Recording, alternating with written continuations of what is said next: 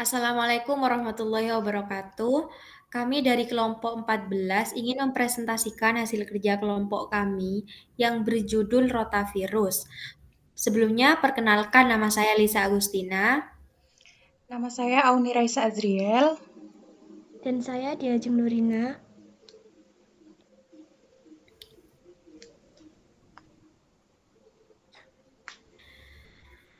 Yang pertama, kita akan membahas apa itu rotavirus. Jadi rotavirus merupakan salah satu virus RNA beruntai ganda atau double strand RNA yang termasuk dalam famili Reoviridae.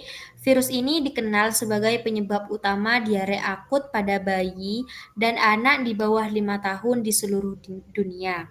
Infeksi rotavirus ditularkan terutama melalui jalur fekal oral, baik secara langsung maupun melalui media yang terkontaminasi, seperti makanan, minuman, maupun benda. Rotavirus memiliki struktur yang unik dengan kapsid protein berlapis 3 sehingga mampu bertahan dalam berbagai kondisi lingkungan. Struktur dan karakteristik. Struktur rotavirus dilapisi 3 lapisan protein kapsid, yaitu lapisan dalam VP2, lapisan tengah VP6, dan lapisan luar VP7 serta VP4 sebagai protein spike. Protein VP6 sangat antigenik dan sering digunakan sebagai penanda diagnosis rotavirus. Protein VP6, glikoprotein, dan VP4, protein protease sensitif, berperan dalam penentuan serotip serta proses masuknya virus ke dalam sel inang. Rotavirus diameter sekitar 70 nanometer dan berbentuk ikosahedral. Virus ini tidak memiliki selubung atau envelope sehingga lebih tahan terhadap kondisi lingkungan dibandingkan virus berselubung. Di samping ini ada struktur dari rotavirus. Selanjutnya ada taksonomi, di mana rotavirus itu kingdomnya Orthorhynavirae, filum Duplornaviricotta, kelas Rhescentoviricetes, orde Reovirales, famili Reoviridae, subfamili Pseudoreovirinae, genus rotavirus, dan spesiesnya terdiri dari rotavirus A, rotavirus B, rotavirus C, rotavirus D, rotavirus E, rotavirus F, rotavirus G, rotavirus H, rotavirus I, dan rotavirus J. Selanjutnya akan dilanjutkan oleh saya. Selanjutnya ada cara penularan dan patogenitas dari rotavirus. Rotavirus ditularkan terutama melalui jalur fekal dan oral, baik secara langsung dari individu ke individu maupun tidak langsung melalui makanan, minuman, dan permukaan yang terkontaminasi. Penyebaran rotavirus berawal ketika virus masuk melalui mulut, kemudian mencapai usus halus dan menginfeksi sel epitel pada ujung vili. Kerusakan sel epitel menyebabkan gangguan absorpsi cairan serta elektrolit sehingga menimbulkan diare berair. Selanjutnya ada gejala klinis. Yang pertama diare akut. Biasanya diare berair, encer, kadang berbau asam. Frekuensi bisa tinggi, lebih dari atau sama dengan 3-10 kali per hari. Dapat berlangsung sampai 3 dan 8 hari. Yang kedua ada muntah, sering muncul lebih awal bahkan sebelum diare, mempersulit pemberian cairan dan memperberat dehidrasi. Yang ketiga ada demam, umumnya ringan hingga sedang, yaitu 38-39 derajat Celcius. Yang keempat ada nyeri perut dan kembung. Anak biasanya tampak rewel atau menangis karena tidak nyaman. Yang kelima ada gejala dehidrasi, komplikasi utamanya. Yang pertama mulut kering, mata cekung, ubun-ubun cekung pada bayi. Yang kedua menangis tanpa air mata.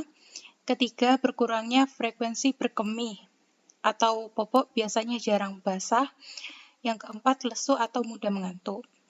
Infeksi rotavirus umumnya menyerang bayi dan anak-anak di bawah usia 5 tahun, dengan gejala klinis utama berupa diare berair akut yang dapat berlangsung selama 3-8 hari. Selain diare, penderita juga sering mengalami muntah berulang, demam ringan hingga sedang, serta gejala tidak spesifik seperti nyeri perut, kembung, dan rewel. Selanjutnya ada diagnosis.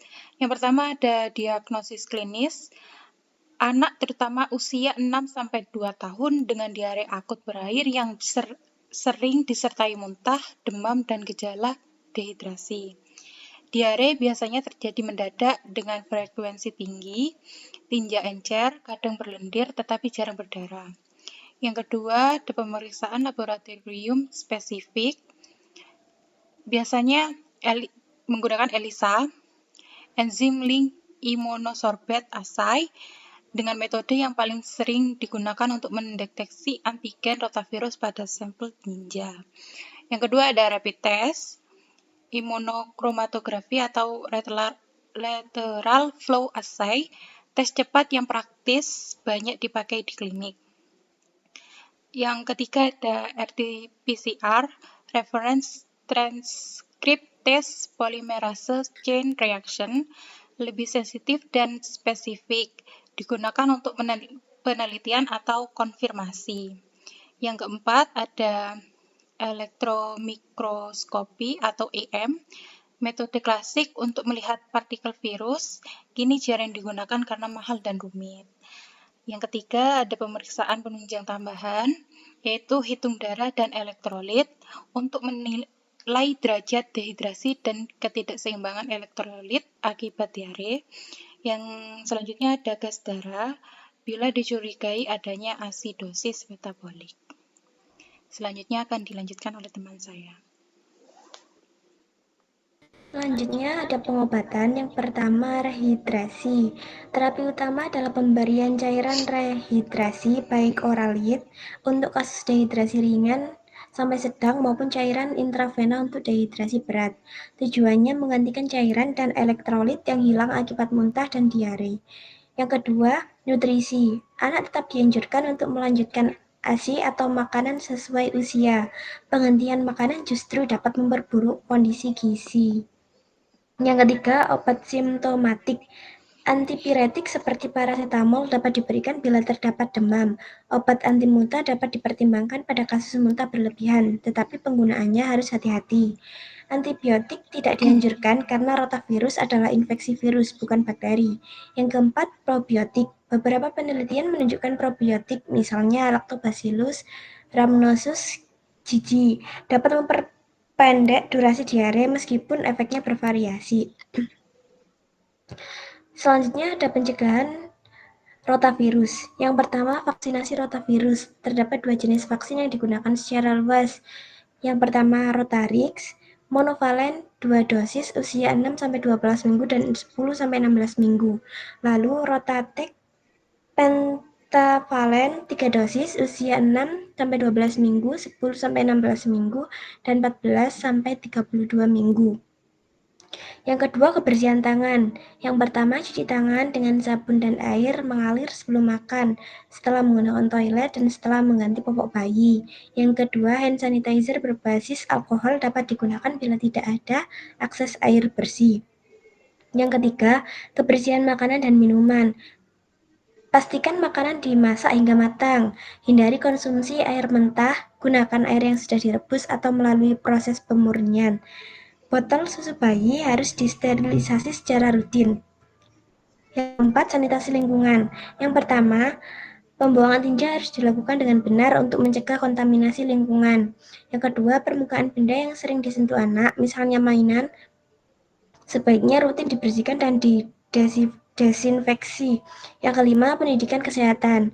Edukasi kepada orang tua tentang tanda-tanda dehidrasi, pentingnya ASI eksklusif, serta cara menjaga kebersihan diri dan lingkungan.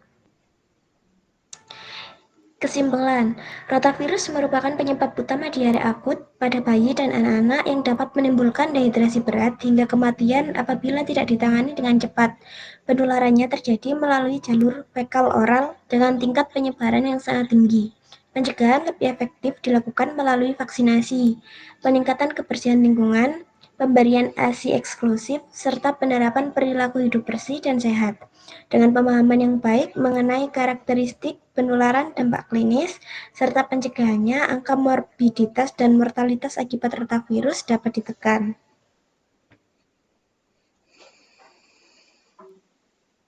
Sekian presentasi dari kelompok kami, kurang lebihnya mohon maaf. Assalamualaikum warahmatullahi wabarakatuh.